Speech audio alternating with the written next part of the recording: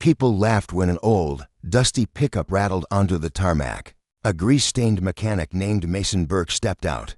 He'd been summoned to repair a billionaire's private jet, but no one expected him to even touch it, let alone fix it. As the executives inside the glass terminal mocked him, one woman watched in silence, Vivian Hayes, the jet's striking owner. Within minutes, she would step onto the runway, halt everything, and ask a single question that would stun the world. Mason arrived at Sterling International Airport while the sky was still bruised from dawn. The wind bit through his threadbare flannel as his boots crunched against the tarmac, each step louder than the distant engines. He'd received the emergency call just before sunrise. Jet failure, urgent, no details, no context. Only an address and the promise of quick pay. The private jet stood ahead like a silver beast, surrounded by polished men in tailored suits and glossy shoes. They glanced up as Mason approached, then returned to their laughter. One whispered to another, and both burst into a chuckle. Mason ignored them who knew their kind.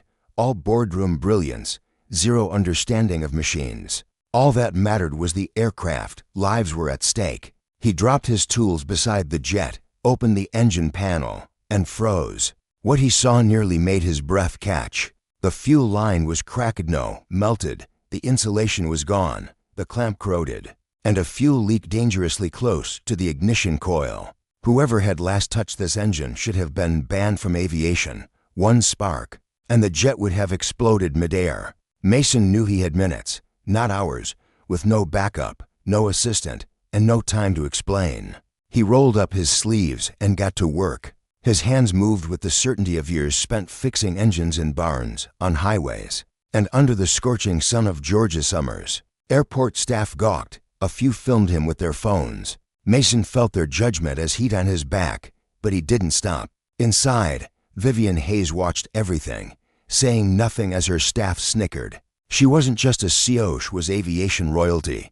Her father had built Hayes Aero from scratch, and she had turned it into an empire. She knew jets. She had flown them, built them, raced them, and what she saw outside stunned her. She leaned forward, squinting through the glass. Who was this man with oil-slicked hands and torn jeans, moving with the grace of a surgeon? Why was he the only one who saw what her trained pilots had missed? Then the jet's lights flickered. A soft hum pulsed through the machine, like a heartbeat. It was alive again. Her breath caught. She stood up slowly, eyes locked on the man outside. Everyone else saw a mechanic. She saw something else entirely. In less than 3 minutes, she would walk down that runway and change both their lives forever. The moment the jet roared back to life, the laughter stopped. The executives behind the glass stared in stunned silence, smug grins evaporating as the humming grew steadier. One whispered, "That should have taken hours," but Mason had already closed the engine panel. He didn't celebrate or glow, wiped his hands on an old rag, slung his tool bag over his shoulder, and turned to walk away. That was when the jet's door opened. The steps lowered, each click echoing like thunder across the silent tarmac. A pair of heels touched the metal step sleek, black, commanding. Vivian Hayes descended with the elegance of someone born into power. Yet there was something different in her ice curiosity, sharp and intentional, unshakable. Mason stopped mid-step as she approached. She wore a tailored navy suit with gold buttons, hair tied back, stride confident. Every step made the suited men behind her shift uncomfortably. She walked past them, past the silent engineers, past the staff who had laughed minutes before. She walked straight up to the man covered in engine grease. The world seemed to hold its breath. "You fixed it," she said quietly. Mason blinked. "Yes, ma'am. No, you saved it. My pilot told me the engine was beyond repair, that we'd need to ground it for a week." He missed a melted fuel line. It was nearly touching the ignition coil, Mason said, calmly brushing dust off his shirt. Her eyes narrowed, not in anger but realization. "You could have walked away. I don't walk away from fire hazards." A beat of silence passed. Then Vivian smiled, not the boardroom smile, but one that was small, honest, and startled everyone watching. "Do you know who I am?" she asked. "Yes, Vivian Hayes. Hayes Aero. You don't seem impressed." "I'm not here to be impressed. I'm here to fix problems." Vivian studied him, then turned to her staff, everyone inside. Now, no one dared object. The terminal doors clicked shut behind them, leaving just the two on the tarmac. "I've spent my life surrounded by men who talk big and do little," she said, voice softer now. "You're the first who did the opposite." Mason gave a small nod. "I was just doing my job." Vivian took a deep breath, as if making a decision that would change everything. She looked at the sky, then back at the man who had saved her jet and possibly her life. She took a step closer. "What would you do?" she asked slowly, "if someone like me asked you something completely insane?" Mason didn't move. "That depends. How insane?" she said, a small smile flickering. "What if I asked you to marry me?" For a moment, neither of them spoke. The wind whispered across the runway. A bird took off from a nearby pole. Mason, still in torn jeans and boots stained with fuel, fingers blackened with grease, looked at the billionaire CEO with the calm of a man who had nothing to lose and everything to gain. He didn't laugh. He didn't flinch. He simply stood there, eyes locked on hers, as if trying to decode the question behind the question. Most men would have stumbled over their words, tried to play it cool, or assumed it was a joke. But not Mason. He'd spent too many years fixing what others gave up on. He knew the difference between noise and meaning, and this wasn't noise. Vivian waited, her expression unreadable, her breath unsteady as if the words had even shocked her. She wasn't used to waiting, but she stood still, hoping the man before her wouldn't treat this like a punchline. Mason wiped sweat from his brow. "You don't even know me. That's why I'm asking." He raised an eyebrow. "Come again." Vivian stepped forward, heels clicking like a countdown. "I've been proposed to 23 times," he counted, "by men in suits who memorized my net worth and called it love. But you," she paused, her voice catching, "walked into this nightmare with a wrench, saved my jet, risked your life, and asked for nothing." "I didn't do it for you," Mason said. "I did it because someone had to." "Exactly," she whispered. "That's what makes it real." He looked down, suddenly aware of the dirt on his hands and the fraying collar of his shirt. "You want to marry a mechanic. No, I want to marry the only man here who didn't try to impress me." Behind them, the terminal lights glowed in the dusk. A few curious eyes peeked through the glass, whispers spreading like wildfire. Phones were likely filming, but Vivian didn't care. For the first time in years, she wasn't performing, she was simply being. Mason finally broke the silence. "You're serious?" As a heart attack. He studied her for a moment, not the clothes, not the title, but the person. "Then take off your heels," he said quietly. Vivian blinked. "What? If you're serious, take off your shoes. Come walk with me." 5-minute test, no titles, no headlines, just two people on the same ground. She hesitated only a second, then leaned on one foot, kicked off one heel, then the other. Barefoot on hot concrete, Vivian Hayes followed a mechanic into the sunset. They walked past the jet, past the silent staff. She didn't ask where they were going. She simply matched his pace, step for step. Mason led her to the edge of the airfield, where old hangars stood like forgotten giants. He pulled open a rusted door and gestured for her to enter. Inside, there were no machines and no engineers, just a small folding table, a battered chair, and walls lined with old photographs, planes, mechanics, and one little boy in overalls standing beside a man who looked just like Mason, only older and smiling wide. "My father built his life fixing engines," Mason said quietly. "I watched him fix planes others said were too far gone. When he died, I inherited this hangar. I kept the lights off because dreams don't run on electricity, they run on grit." Vivian turned slowly, taking it all in. "Every man you've met wanted your empire," Mason continued. "I don't care about that. But if you're really offering something real, don't expect champagne and fireworks. Expect scraped knuckles, midnight repairs, and meals on toolboxes." Vivian smiled slowly. "That sounds perfect." For the first time, Mason smiled back, not because he was charmed, but because he believed her. Outside, the wind picked up, but inside the hangar, everything felt still. The next morning, sunlight poured through the stained glass of the old hangar like liquid gold. Vivian sat cross-legged on the concrete floor, wearing Mason's oversized flannel shirt and sipping coffee from a chipped mug. Her designer dress lay folded beside her, almost forgotten. In that moment, She looked nothing like a billionaire, just a woman who had finally exhaled. Mason, sitting across from her with a wrench in hand, spoke without looking up. "You really stayed." "I said I would. Most people would have called a driver. Found the nearest 5-star suite." "I already know what 5 stars feel like," Vivian said. Then added with a quiet smile, "I wanted to see what 5 a.m. with you felt like." Mason chuckled softly. "It's loud, it smells like grease, and it starts with black coffee and cold feet." She raised her mug in a mock toast.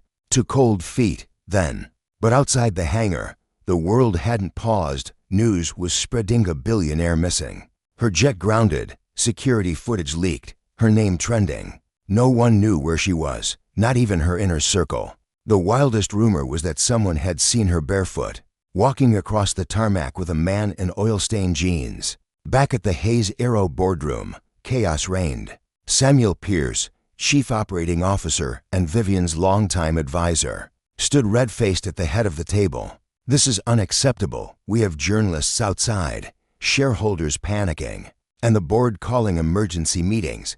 A younger executive leaned in. "Sir, what if she's choosing love?" Samuel scoffed. "She's a Haitians don't chase love, they build legacies."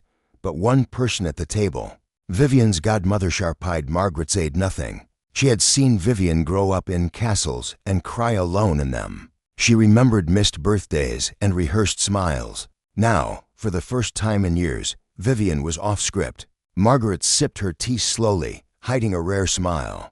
Back at the airfield, Mason and Vivian worked together on an old Cessna he'd been restoring for years. Not a word about companies or headlines, only grease, banter, and stolen glances. Vivian's hands, once used for corporate signatures, were now stained with oil, and she loved it.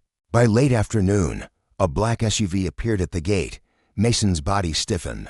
Vivian stood up slowly. She recognized the driver, Samuel. He stepped out, calm and formal. "Miss Hayes, I'm relieved to see you're well." "Samuel," she said, wiping her hands on a rag. "What brings you here? You've the world panicking. Your jet missed its departure. The media is spiraling. I'm here to escort you back to your reality." She smiled politely. "You mean your version of it?" Samuel's eyes flicked to Mason. "Who is he?" Mason stepped forward, unfazed. "Just the guy who kept her jet from blowing up." Samuel gave a tight, insincere laugh. "Right, and now you think that qualifies you to stand next to her?" Vivian's voice dropped, head calm but sharp. "I don't need qualifications to choose who I stand next to." Samuel tried to regain ground. "There are investors watching, Vivian. There are appearances to keep. You're a Hayes." "No," she said, walking toward him slowly. "I'm Vivianian for the first time. I'm going to live like it." Samuel opened his mouth, then closed it again. Vivian turned to Mason. "Come with me." "Where to?" "To show the world I'm not ashamed of the one person who saw me before the brand." Mason hesitated, then nodded once. She reached for his hand, and this time, Mason took it. The hangar doors opened wide. The cameras outside clicked like firecrackers. But Vivian Hayes walked forward, oil-stained hands interlocked with the mechanics. Wearing no makeup, no diamonds, just truth, and the world held its breath. As they stepped out into the bright glare of the afternoon sun, the world outside the hangar seemed like an entirely different realm. Reporters rushed forward, snapping photos and yelling questions, but Vivian didn't care. She cared only about the man beside her, the one who had seen her for who she truly was. Not the legacy or the billions, but the person hidden beneath it all. Samuel was already back in his car, watching from a distance, his face a mix of disbelief and frustration, his fingers tapping impatiently on the steering wheel. He had never seen Vivian this way. Never seen her so unafraid to live on her own terms. The years of carefully crafted personas, board meetings, and investment reports of it had crumbled in an instant. Vivian knew what her advisors would say, that she couldn't throw everything away for a mechanic. What about her future, her legacy? But she didn't respond to their frantic messages. She knew what they feared, her breaking free. The empire she'd built was at risk, but she had come to a realization that would change everything. She had spent her life building a future she never wanted. It was time to stop pretending. Mason stood beside her, hands still stained with engine grease. He wasn't rich, he had no connections, He didn't own a car that could turn heads. But Vivian realized none of that mattered. What mattered was that Mason had always been never wanted her for her name or her wealth. He simply wanted her. As they walked toward the waiting aircraft, Vivian's heart raced not from the media frenzy, but from the strange peace that settled over her. She had never felt more alive. For the first time, she was making a choice for herself, not for others' expectations. "Are you sure about this?" Mason asked quietly, his voice barely above a whisper as they approached the jet. She smiled, soft but genuine. "I've never been more sure of anything in my life." The jet gleamed under the sunlight. The world outside continued in a chaotic frenzy, but Vivian didn't care anymore. She only cared about what happened next, about taking the steps that would shape the rest of her life. They boarded the jet, and the doors closed behind them with a heavy finality. The world outside of investors, the media, the expectations would have to wait. For the first time, Vivian was choosing what came next for her. She was free. As the jet soared into the sky, leaving the hangar and her old life far behind, Vivian looked over at Mason. His face was calm, but there was a warmth in his eyes, a quiet understanding she had been searching for her whole life. "Where to?" the pilot asked, his voice crackling through the intercom. Vivian thought for a moment. "Wherever life takes us," she said, her voice steady and filled with a newfound sense of freedom. Mason's eyes met hers, and in that glance, they both understood. This was not just a new chapter, but a new beginning. It was just the start of the greatest adventure either of them could have imagined. The horizon stretched out before them, vast and limitless, just like the future. And Vivian knew, as the jet continued its ascent, that she had made the right choice. The world might never understand why she did it, but for the first time, she didn't need their approval. She had found something far more valuable, her own happiness.